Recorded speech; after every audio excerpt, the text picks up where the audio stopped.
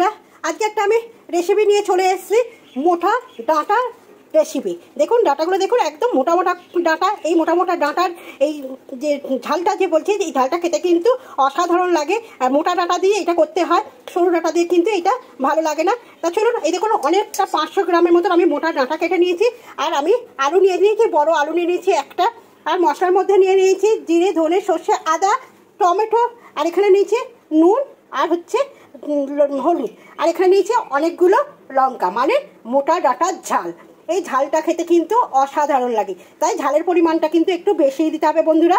তা চলুন কীভাবে করি দেখতে থাকুন। এদিকে আমি কড়া বসিয়ে দিয়েছি, আর আমি রান্নাটা করব কিন্তু এই যে সাদা তেলে। এই যে কড়াইতে দেখুন আমি তেল দিয়ে দিচ্ছি সুন্দরভাবে। কড়াইতে তেল দিয়ে দিয়েছি। আর এই মোটা ডাঁটার ঝালটা খেতে যা সুন্দর লাগে না বন্ধুরা, কিন্তু ঝালের পরিমাণটা একটু বেশি দিতে হবে। আমি বারবারই বলছি, এই মোটা ডাঁটা দিয়েও কিন্তু অনেক কিছু হয়। আজকে আপনাদের আমি মোটা ডাঁটার ঝাল করেই দেখাচ্ছি। এবার ডাঁটাগুলোকে আমি সব কিন্তু তেলের মধ্যে সুন্দর করে ভেজে নেবো। ডাঁটা সুন্দর করে কিন্তু ভেজে নিলে সেই ডাঁটার তরকারি কিন্তু অন্যরকম একটু স্বাদ হয়। ভাজতে ভাজতে দেখবেন একটা সুন্দর একটা সেন্ট, একটা খুব সুন্দর বেরোয়। ডাঁটার যে একটা ভাজার গন্ধটা দারুণ বেরোয়। একটু হলুদ দিয়ে দিলাম, আর একটু লবণ দিয়ে দিলাম, দিয়ে কিন্তু ডাঁটাগুলো আমি সুন্দর করে ভেজে নেবো বন্ধুরা। এই ডাঁটা ভাজার ওপরেই কিন্তু তরকারিটা অনেকটা নির্ভর করে যে তরকারিটা কেমন হবে। ভাজার পর একটা ডাঁটা কিন্তু অল্প অল্প ভাজা হতে শুরু করে দিয়েছে। এর মধ্যে কী করবো, আমি আলুগুলোও দিয়ে দেবো একসঙ্গে, তাহলে কিন্তু ভাজা হবে আলুটা আর ডাঁটাটা সুন্দরভাবে।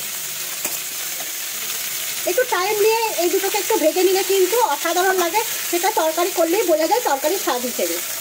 এখন কিন্তু আমি রান্না করছি, আমি গন্ধটা পাচ্ছি যে এত সুন্দর গন্ধটা বেরোচ্ছে বন্ধুরা। ডাঁটা আর আলুটা কিন্তু আমার সুন্দরভাবে ভাজা হয়ে গেছে একদম। এবার কিন্তু আমি এটাকে নাপিয়ে দেবো। মধ্যে আমি নাপিয়ে নিয়েছি ডাঁটাটা আর আলুটা। আবার কিন্তু কড়াইতে তেল দিয়ে দিচ্ছি। কড়ার তেলটা একটু কমে পরিমাণে কিন্তু একটু বেশি দিতে হবে। এর মধ্যে দিয়ে দিলাম 5 ফোড়ন, 2টো তেজপাতা, আর 2টো টমেটো আমি মশলার সঙ্গে দিয়েছি বন্ধুরা। আর 2টো টমেটো আমি এখানে দিয়ে দিলাম। এই ডাঁটার ঝালটা করতে গেলে কিন্তু একটুখানি আপনার তেলের পরিমাণটা একটু বেশি লাগে। ডাঁটা ভাজার সময় দিয়েছি একটু, আর এখন পুরো মশলাটা কষা হবে। আর দিয়ে দিলাম একটু লবণ। লবণটা দিলে কী হবে, তাড়াতাড়ি কিন্তু টমেটোটা আমার গলে যাবে, তার জন্য লবণটা দিয়ে কিন্তু আমি একটুখানি ঢাকা দিয়ে দেবো। মশলাটা আমার হয়ে গেছে। মশলাটা দেখুন এক ভর্তি মশলাটা হয়েছে। মশলার পরিমাণটা একটু বেশি লাগবে, কেন এতগুলো ডাঁটা 500 পরিমাণের ডাঁটা আছে, তার জন্য আমার মশলাটা একটু বেশি লাগে। হ্যাঁ, ঢাকাটা খুলে দিয়েছি, দিয়ে একদম এবার মশলাটাকে দিয়ে দেবো।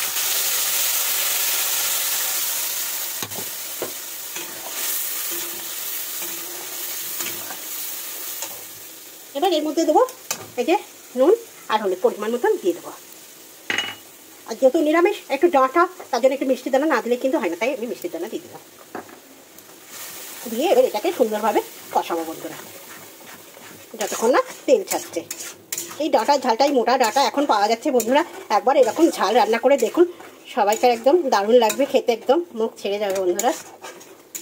আর যারা পেঁয়াজ খান বন্ধুরা, তারা কি করবেন, লাস্টে হয়ে গেলে আপনারা পেঁয়াজের ফোড়ন দিয়ে ওটা সাঁতলে নিতে পারেন। আমার ঘরে কিন্তু আমি যা করি, আমার রান্নাঘরে সবটাই কিন্তু নিরামিষ। অনেকটা কিন্তু আমার মশলা একদম কষা হয়ে গেছে। এবার যেটুকুনি কষবো, আমি প্রতিদিনের মতনই আমি এইভাবেই কষি মশলা। এবার এইটা দিয়ে দেবো, ডাঁটা আলু দিয়ে কিন্তু এবার মশলা কষবো। তাহলে আমার কী হবে, ডাঁটাও কষা হবে, ডাঁটা সেদ্ধও হবে, ডাঁটা আলু সেদ্ধও হবে, এবং মশলাও কিন্তু কষা হবে একসঙ্গে। এর গ্যাসটা আস্তে করে দেবো, দিয়ে মশলাও কষবো আর ডাঁটা আলুও সেদ্ধ হবে। একবারে দুটো কাজ হয়ে যাবে। দেখতে থাকুন কি সুন্দর। চলুন এবার ঢাকাটা একটু খুলে দেখি যে কেমন কি হয়েছে।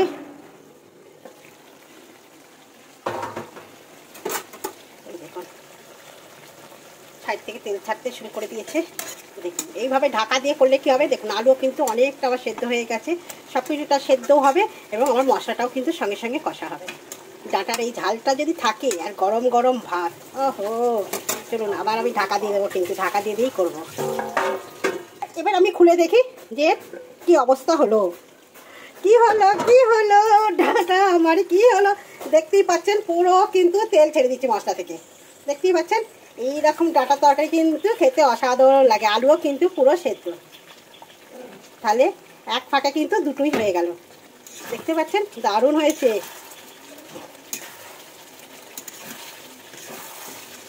ও পুরো মাখা চাকা একদম এইরকমই করবো ডাঁটার ঝালটা। বলুন বন্ধুরা কেমন হয়েছে ডাঁটার ঝালটা? দারুণ হয়েছে না? চলুন এবার আমি নামিয়ে নেব। এই দেখুন বন্ধুরা, আমার ডাঁটার ঝালটা কিন্তু একদম কমপ্লিট হয়ে গেল। দেখতেই পাচ্ছেন এখনকার মোটামুটি মোটা মোটা ডাঁটা কিন্তু বাজারে পাওয়া যাচ্ছে। এরকম করে এনে দেখুন, ভাত দিয়ে তো ভালো লাগবে, শুধু শুধুও কিন্তু এই ডাঁটার ঝাল খেয়ে নেবে সবাই।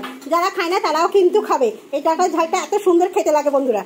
একবার আমার রিকোয়েস্টে একবার এখন মোটা মোটা ডাঁটা হয়েছে, একবার করে দেখুন। আর যদি ভালো লাগে তাহলে একটা কমেন্ট করবেন, শেয়ার করবেন, আর বলবেন দিদিভাইকে আর ডাঁটার ঝালের আরও রেসিপি যদি আপনাদের দেখতে চান তাহলে কিন্তু কমেন্ট করে জানাবেন। আমি আরও মোটা ডাঁটার রেসিপি করে আপনাদের কাছে দেখাবো।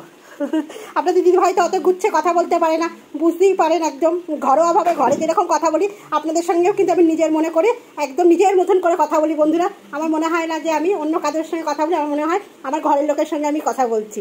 তার জন্যই কিন্তু এইরকম হয়তো গুচ্ছে সুন্দরভাবে টোনে হয়তো কথা বলতে পারি না, আমি যেরকম সেইভাবেই আমি কথা বলি।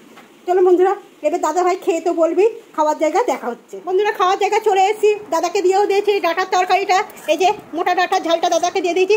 দাদা এবার খেয়ে বলো যে দাদা ভাই কেমন লাগলো এই ডাঁটার ঝালটা খেতে? কেমন হয়েছে ডাঁটার ঝালটা? দারুণ হয়েছে। এই সময় মোটা ডাঁটা পাওয়া যায় বন্ধুরা, এইভাবে একবার এরকম মোটা ডাঁটার ঝাল করে দেখবেন, অসাধারণ লাগে কিন্তু ডাঁটার ঝালটা খেতে।